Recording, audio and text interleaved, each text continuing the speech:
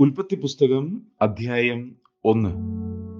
ആദിയിൽ ദൈവം ആകാശവും ഭൂമിയും സൃഷ്ടിച്ചു. ഭൂമി പാഴായും ശൂന്യമായും ഇരുന്നു. ആഴത്തിന്മീതെ ഇരുളുണ്ടായിരുന്നു. ദൈവത്തിന്റെ ആത്മാവ് വെള്ളത്തിന്മീതെ പരിവർത്തിച്ചുകൊണ്ടിരുന്നു. വെളിച്ചമുണ്ടാകട്ടെ എന്ന് ദൈവം കൽപ്പിച്ചു. വെളിച്ചമുണ്ടായി. വെളിച്ചം നല്ലത് എന്ന് ദൈവം കണ്ടു. ദൈവം വെളിച്ചവും ഇരുളും തമ്മിൽ വേർപിരിച്ചു. ദൈവം വെളിച്ചത്തിന് പകലെന്നും ഇരുളിന് രാത്രിയെന്നും പേരിട്ടു. സന്ധ്യയായി ഉഷസ്സുമായി 1-ാം ദിവസം. ദൈവം വെള്ളങ്ങളുടെ മധ്യേ ഒരു വിധാനമുണ്ടാകട്ടെ, അത് വെള്ളത്തിനും തമ്മിൽ വേർപിരിവായിരിക്കട്ടെ എന്ന് കൽപ്പിച്ചു. വിധാനം ഉണ്ടാക്കിയിട്ട് ദൈവം വിധാനത്തിൻ കീഴുള്ള വെള്ളവും വിധാനത്തിൻ മീതെയുള്ള വെള്ളവും തമ്മിൽ വേർപിരിച്ചു. അങ്ങനെ സംഭവിച്ചു. ദൈവം വിധാനത്തിന് ആകാശം എന്ന് പേരിട്ടു. സന്ധ്യയായി ഉഷസ്സുമായി 2-ാം ദിവസം. ദൈവം ആകാശത്തിന് കീഴുള്ള വെള്ളം ഒരു സ്ഥലത്ത് കൂടട്ടെ, ഉണങ്ങിയ നിലം കാണട്ടെ എന്ന് കൽപ്പിച്ചു. അങ്ങനെ സംഭവിച്ചു. ഉണങ്ങിയ നിലത്തിന് ദൈവം ഭൂമി എന്നും വെള്ളത്തിന്റെ കൂട്ടത്തിന് സമുദ്രമെന്നും പേരിട്ടു. നല്ലത് എന്ന് ദൈവം കണ്ടു.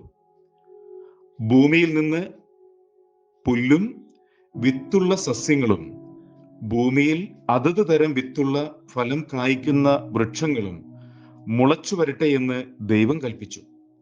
അങ്ങനെ സംഭവിച്ചു. ഭൂമിയിൽ നിന്ന് പുല്ലും അതത് തരം വിത്തുള്ള ഫലം കായ്ക്കുന്ന വൃക്ഷങ്ങളും മുളച്ചു വന്നു. നല്ലത് എന്ന് ദൈവം കണ്ടു. സന്ധ്യയായി ഉഷസ്സുമായി 3-ാം ദിവസം. പകലും രാവും തമ്മിൽ വേർപിരിവാൻ ആകാശവിധാനത്തിൽ വെളിച്ചങ്ങൾ ഉണ്ടാകട്ടെ, അവ അടയാളങ്ങളായും കാലം, ദിവസം, സംവത്സരം എന്നിവ തിരിച്ചറിയുവാനും ഉതകട്ടെ. ഭൂമിയെ പ്രകാശിപ്പാൻ ആകാശവിധാനത്തിൽ അവ വെളിച്ചങ്ങളായിരിക്കട്ടെ എന്ന് ദൈവം കൽപ്പിച്ചു. അങ്ങനെ സംഭവിച്ചു. പകൽ വാഴേണ്ടതിന് വലിപ്പമേറിയ വെളിച്ചവും രാത്രി വാഴേണ്ടതിന് വലിപ്പം കുറഞ്ഞ വെളിച്ചവും ആയി 2 വലിയ വെളിച്ചങ്ങളെ ദൈവം ഉണ്ടാക്കി. നക്ഷത്രങ്ങളെയും ഉണ്ടാക്കി. ഭൂമിയെ പ്രകാശിപ്പിപ്പാനും പകലും രാത്രിയും വാഴുവാനും വെളിച്ചത്തെയും ഇരുളിനെയും തമ്മിൽ വേർപിരിപ്പാനുമായി ദൈവം അവയെ ആകാശവിധാനത്തിൽ നിർത്തി. നല്ലത് എന്ന് ദൈവം കണ്ടു.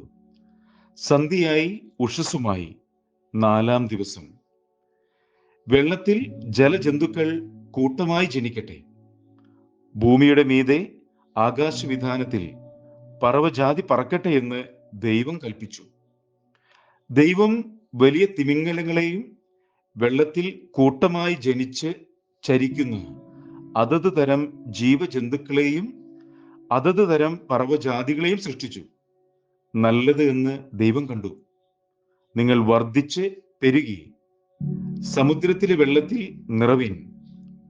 പറവജാതി ഭൂമിയിൽ പെരുകട്ടെ എന്ന് കൽപ്പിച്ചു. ദൈവം അവയെ അനുഗ്രഹിച്ചു. സന്ധ്യയായി ഉഷസ്സുമായി 5-ാം ദിവസം. അതത് തരം കന്നുകാലി, ഇഴജാതി, കാട്ടുമൃഗം ഇങ്ങനെ അതത് തരം ജീവജന്തുക്കൾ ഭൂമിയിൽ നിന്നും ഉളവാകട്ടെ എന്ന് ദൈവം കൽപ്പിച്ചു. അങ്ങനെ സംഭവിച്ചു. ഇങ്ങനെ ദൈവം അതത് തരം കാട്ടുമൃഗങ്ങളെയും അതത് തരം കന്നുകാലികളെയും അതത് തരം ഭൂചര ജന്തുക്കളെയും ഉണ്ടാക്കി. നല്ലത് എന്ന് ദൈവം കണ്ടു.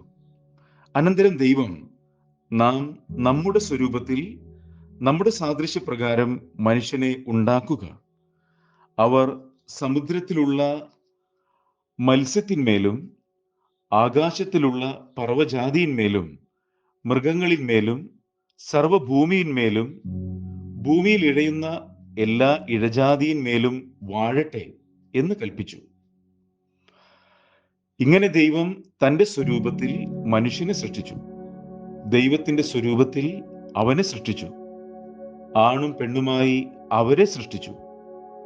ദൈവം അവരെ അനുഗ്രഹിച്ചു. നിങ്ങൾ സന്താന പുഷ്ടിയുള്ളവരായി പെരുകി ഭൂമിയിൽ നിറഞ്ഞ് അതിനെ അടക്കി സമുദ്രത്തിലെ മത്സ്യത്തിന്മേലും ആകാശത്തിലെ പറവജാതിയിന്മേലും സകല ഭൂചര ജന്തുവിന്മേലും വാഴുവിൻ എന്ന് അവരോട് കൽപ്പിച്ചു. ഭൂമിയിലെങ്ങും വിത്തുള്ള സസ്യങ്ങളും വൃക്ഷത്തിന്റെ വിത്തുള്ള ഫലം കായ്ക്കുന്ന സകല വൃക്ഷങ്ങളും ഇതാ ഞാൻ നിങ്ങൾക്ക് തന്നിരിക്കുന്നു. അവ നിങ്ങൾക്ക് ആഹാരമായിരിക്കട്ടെ. ഭൂമിയിലെ സകല മൃഗങ്ങൾക്കും ആകാശത്തിലെ എല്ലാ പറവകൾക്കും ഭൂമിയിൽ ചരിക്കുന്ന സകല ഭൂചര ജന്തുക്കൾക്കും ആഹാരമായിട്ട് പച്ച സസ്യമൊക്കെയും ഞാൻ കൊടുത്തിരിക്കുന്നു എന്ന് ദൈവം കൽപ്പിച്ചു. അങ്ങനെ സംഭവിച്ചു. താൻ ഉണ്ടാക്കിയതിനെയൊക്കെയും ദൈവം നോക്കി, അത് എത്രയും നല്ലത് എന്ന് കണ്ടു. സന്ധ്യയായി ഉഷസ്സുമായി 6-ാം ദിവസം.